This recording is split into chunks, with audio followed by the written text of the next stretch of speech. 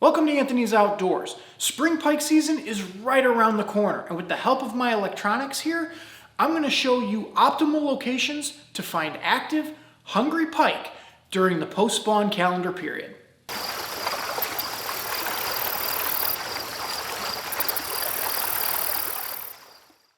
Let me paint a picture for you. It's early to mid-May, there's still a chill in the air, the sun is warm however, and the ice has just come off the lakes. Pike and walleye at this time have just finished spawning, and while most fishermen are targeting walleyes during this time period, we like to chase pike. It's not uncommon for us to have 50, 75, even 100 fish days between the two of us. With that being said, locating these fish is pretty straightforward, and everyone can get in on the action. Let's jump into the hummingbird here, and I'll show you. Okay, so as you can see here, this is a map of the lake, and I've have the settings set right now to 4 foot being danger, so that's in red, and then all the way out to 8 feet is in green. And we'll get into why I have my map set up that way on this particular lake in a minute. I just want to show you an overview of the north end of the lake. Now you want to target the north ends of lakes primarily because they warm up faster. The sun angle hits those northern shorelines up here and those trees along those shorelines. It bounces down onto the water and it actually warms up and breaks up the ice on those sides of the lakes fastest. And you'll also get weed growth to develop much sooner than on the southern shorelines of lakes. So just keep that in mind. Okay, so why do we have a 4 foot and 8 foot setup on the graph here? So I like the 4 foot because on this particular lake, anything that is shallower than 4 feet, I really need to be careful with my lower unit. There are a lot of stumps in this lake. There are a lot of underwater boulders. That's also the prime area I want to focus in on for targeting these shallow water pike. Now, what about that 8 foot section? That 8 foot section is highlighted because that's a transition zone. As those water temperatures start to warm up, let's say 56 to 60 degrees, the bigger pike will actually slide off those areas in red and into those green areas, that 8 foot section, those 8 foot flats. Okay, so I've kind of zoomed in here on a classic spot that a lot of people are not fishing during this time period.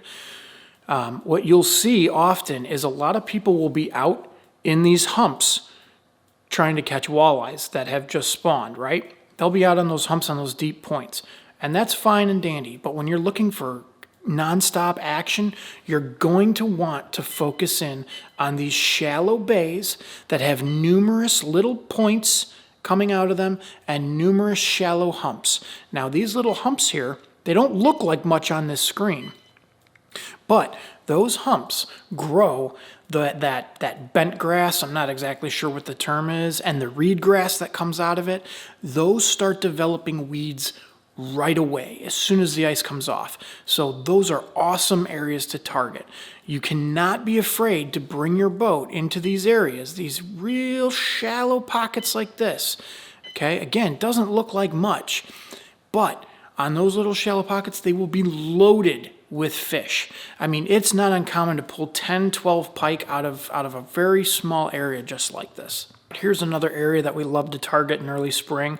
Now again, it does not look like much on the map here, but I'll say this. This whole area here becomes a giant weed thick flat come midsummer. You basically can't get your boat through it unless you have like a canoe or a kayak. But in early spring, this is where some of that first weed develops, and you need to get in there and just cast away. And you'll feel like you're casting at nothing, but what you can't see under the water is that the weeds have come up about a foot already by this point in May. And those pike are hovering right over the top of it, waiting for bait fish to come springing out, and they snatch them up.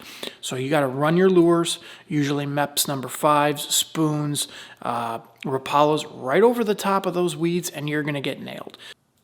All right, what we're looking at here is a classic northern pike and muskie spawning bay. So what you have here is an incoming, a feeder creek that dumps in, which is going to have warmer water coming into this bay. You have an island And all around that island is choked with weeds in the middle of summer. So you know that it grows good weed growth early in the spring. You then have that large shallow flat that I talk about for those fish that once they're done spawning, they can then tuck up in there and start to feed.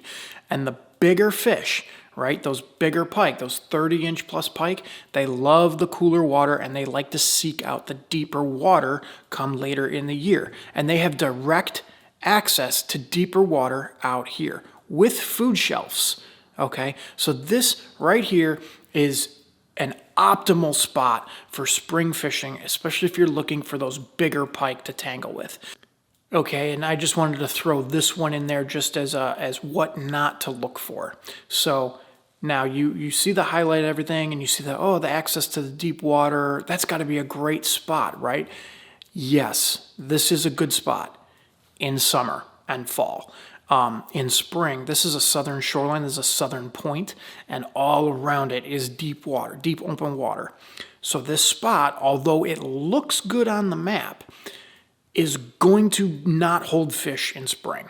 It'd be highly unlikely that you're going to find the numbers of pike or the size of pike in an area like this that early in the year, due to the fact that the water temperatures are not going to have warmed up enough for them to be active on a spot like this. All right, one last spot. This is a larger creek inlet flowing out of the north. And I wanted to show this spot just because this is one of those intangibles. This is one of those spots that sometimes they are just absolutely loaded with fish and sometimes you won't find a single one. So it doesn't hurt to give it a shot if you're struggling in other places. But if the fishing is tough, head to current areas. And in here you'll have a current and the fish will stack up and they'll be in those little eddy areas just like this one here, okay? Just out of the current, the main current where it swirls back. If they're in a neutral mood, they'll hang out in there and let bait fish come to them.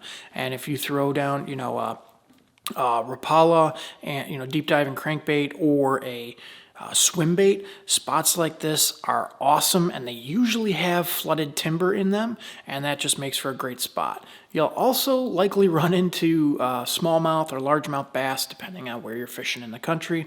But again, do not overlook these long, extended, wider sections of creeks and river mouths. Now that I've showed you where to find pike during the post-spawn calendar period, I've got a video right here that talks about all the lures and equipment that you'll need to be successful during that post-spawn calendar period. And then over here, I've got a playlist of all of our pike-a-thon trips where you get to actually see us put all those fish in the boat. If you like what you saw in this episode, hit that like button and please consider subscribing. And be sure to follow us on all the other social media pages. And as always, thanks for watching.